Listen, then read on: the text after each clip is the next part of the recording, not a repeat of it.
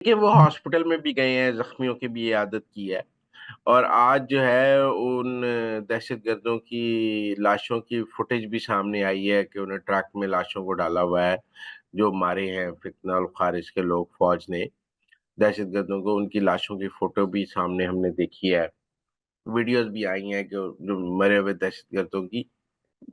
लेकिन मेरे एक और इस पर सवाल है, आर्मी चीफ तो जहां भी ऐसा कोई वाकया हो वहां जाते हैं, जनाजों में भी शिरकत करते हैं, फिर शोहदा के घरों में भी जाते हैं और भी जख्मियों की भी इयादत करते हैं। देखिए, बन्नू केपी में है और केपी का वजीर आला कहाँ था? क्या वो आज हम्म। बन्नू गया? वहां सिविलियंस की भी शहादत हुई है और उसका वो वजीर आला है केपी का, वो आज बन्नू गया? कोई सवाल करे कि गंडापुर आज तक कुरम गया है? तो आप देखिए ना, 4 महीने से 24 नवंबर से कुरम की सड़क बंद है।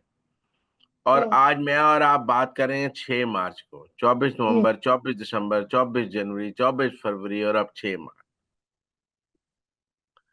तो वो कुरम की वो 80 किलोमीटर की सड़क खुला सके। देखिए, जब फौज ने ये कहा कि एक केपी में दहशतगर्दों के खिलाफ ऑपरेशन करने की जरूरत है, तो केपी की असेंबली ने और गंडापुर ने तकरीरें शुरू कर दी कि हमारे सूबे में किसी फौजी ऑपरेशन की जरूरत नहीं है, हम खुद अमन लाएंगे और सिविल हुकूमत के पास इख्तियार होना चाहिए। तो जब आप फौजी ऑपरेशन के खिलाफ हैं तो फिर अमन और अमान आपकी जिम्मेदारी है ना। जब केपी असेंबली ने करारदाद पास कर दी कि उनको किसी किस्म के फौजी ऑपरेशन की जरूरत नहीं, तो फिर अमन और अमान किसकी जिम्मेदारी है? फिर हम्म। गंडापुर की जिम्मेदारी है। सवाल ये है कि वो वजीर आला जो ना 4 महीने से कुरम की सड़क बंद है, वो कुरम की सड़क खुलवा सका है, ना वहां पर अमन कायम कर सका है। जो कल बन्नू में इतना बड़ा वाकया हो गया, वो आज बन्नू नहीं गया, बन्नू नहीं जा सकता, वो क्या वजीर आला है? हम्म। सिर्फ वो क्या कहते हैं, चुस्केली गुफ्तगू करना तो वजीर आला का काम नहीं है ना।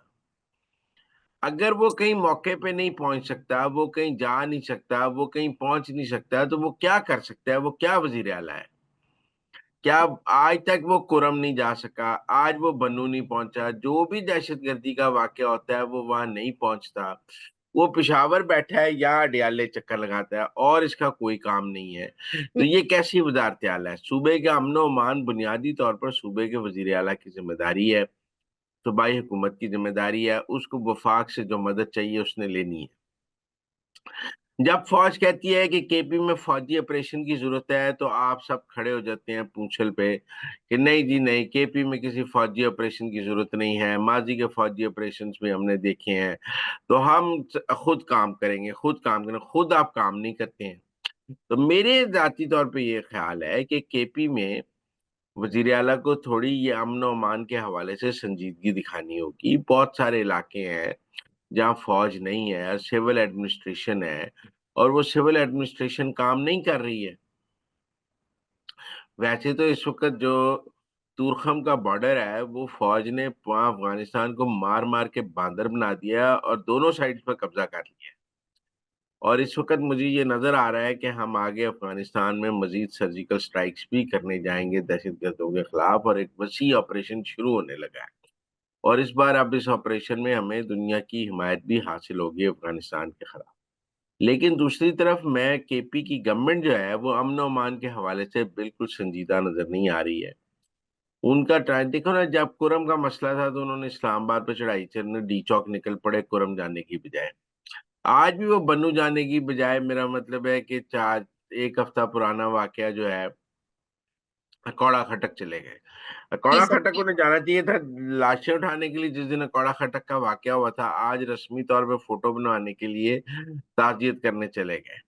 मैं समझता हूँ कहीं ना कहीं जो केपी की हुकूमत है वो सूबे में अमन और अमान कायम करने के लिए संजीदा नहीं है, ना वो दहशतगर्दों के खिलाफ ऑपरेशन करने में संजीदा है, ना उनकी कोई इस हवाले से वाज़ेह पॉलिसी सामने आती है। और वो हर वक्त फौज और वफाकी हुकूमत को जिम्मेदार ठहराते हैं। इस्लामाबाद। अगर वो फौज और वफाकी हुकूमत ने केपी में अमन और अमान कायम करना है, तो फिर वहां गवर्नर आज लगाया जाए और वफाक अपने नुमाइंदे को वहाँ एग्जेक्टिव का इख्तियार देते, यहाँ वहाँ कोई फौजी ऑपरेशन शुरू किया जाए दहशतगर्दी के खिलाफ, और ये समझ नहीं आती कि आपने फौजी ऑपरेशन भी नहीं होने देना और आपने खुद भी काम नहीं करना, तो ये दहशतगर्दी खत्म कैसे हो? हम्म। और सर दूसरी बात यहाँ पर ऐड करना चाहूंगी, पीटीआई की जानिब से जो कहा गया कि तमाम ओपोजिशन को मिलाकर सर हम ये जितने भी एहतजाज हैं इसके बाद शुरू करेंगे, तो इससे पहले तो फिर इनको केपी में अमन मान बरकरार रखना चाहिए जिस तरह के आपने फरमाया। आगे बढ़ेंगे, खत की बात करेंगे। तो सर इस्लामाबाद हाई कोर्ट के जस्टिस बाबर सत्तार की हिदायत पर उनके सेक्रेटरी ने रजिस्ट्रार को खत लिखा है, और उस खत में सर ये कहा गया है कि जितने भी ट्रांसफर होकर जजेस आते हैं ना, उनके साथ जो अमला होता है, उनके साथ जो स्टाफ होता है ना, वो लोगों से रिश्वत लेता है। और उन्होंने कहा है कि इस बात का सबूत ये है कि जो सीसीटीवी फुटेजेस है 2 हफ्ते की, वो निकलवाई जाए और साफ दूध का दूध पानी का पानी हो जाएगा। इस मुतालिक क्या कहेंगे? एक और खत सामने आया है। अच्छा, वैसे मैं इस बात को सपोर्ट करता हूँ, वैसे मैं बाबर सत्तार साहब का नाकद रहा हूँ। हम्म। ये जो अदलिया में मातहत अमला है ना, इसकी बहुत करप्शन है। वैसे तो ये बात ठीक है कि मातहत अदलिया में तारीख लेने के लिए, तारीख डलवाने के लिए रीडर को पैसे देने पड़ते हैं। ये कौन सी ऐसी बात है? रीडर को पैसे देने पड़ते हैं। और कोई भी जेल में वो अदालत में काम कराने के लिए जज साहब कैसे आपको रीडर को पैसे देने पड़ते हैं। तो अब हत्ता के मातहत अदलिया में तो ये भी है कि अगर आपने अदालत के अंदर बैठना है ज्यादा देर, तो उसके लिए भी आपको अर्दली को पैसे देने पड़ते हैं, नहीं तो वो कहता है बाहर जाके खड़े हो जाए। तो इंसाफ तो बराए फरोख्त है। हाई कोर्ट्स की सूरत हाल भी कुछ ज्यादा ठीक नहीं है, मैं ये बताऊं।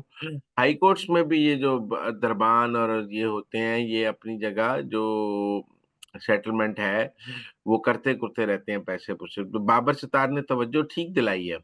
अब ये तो जरूर हो सकता है कि उन्होंने सिर्फ ट्रांसफर होके आने वाले जजेस के स्टाफ के बारे में कह दिया है, और जो पुराना स्टाफ है वो बड़ा ईमानदार था इस्लामाबाद का, और जो ये नए जजेस के लोग आए हैं ये बेईमान है। अब इसकी भी इंक्वायरी होनी चाहिए। लेकिन ये जो अदलिया का जजेस के साथ स्टाफ है, इसकी करप्शन कोई ऐसी खबर नहीं है कि मैं और आप कहें कि बाबर सितार ने है, ये कैसी बात कर दी है। जो लोग वो अदालतों में केसेस लड़ते हैं, जो करते हैं, उन्हें पता है रीडर पैसे लेता है, दरबान पैसे लेता है, और जो दूसरा स्टेनो है वो भी पैसे लेता है। अगर आपकी बेल हो गई है, आपने जज साहब का ऑर्डर लेना है, तो स्टेनो की मिन्नतें करनी पड़ती हैं, रीडर की मिन्नतें करनी पड़ती हैं। ये नकल ब्रांच में पैसे चलते हैं। ये पाकिस्तान की अदलिया का एक स्याह चेहरा है कि आपको, मेरा मतलब है कि वहाँ का जो मातहत स्टाफ है, हालांकि वर्ल्ड बैंक के तहत उनकी तनख्वाहें बहुत बढ़ाई गई हैं, और वो बहुत अच्छी तनख्वाहें ले रहे हैं, लेकिन उसके बावजूद भी रिश्वत की लालच तो खत्म नहीं होता, और वहाँ रिश्वत चलती है। जो लोग हैं वो अपनी मजबूरी के पैसे इनको देते हैं, और ये उनसे उनकी मजबूरी के पैसे लेते हैं। तो मैं बाबर सत्तार साहब ने जिस तरफ तवज्जो दिलाई है, ये तो सारे हाई कोर्ट्स, मातहत अदलिया के तमाम अदालतों का मसला है, ये कोई एक अदालत का मसला नहीं है। इस ज़िमन में करना है तो करना चाहिए, पूरी अदलिया में ऑपरेशन क्लीन अप करना चाहिए और शफाफ निज़ाम बनाने चाहिए।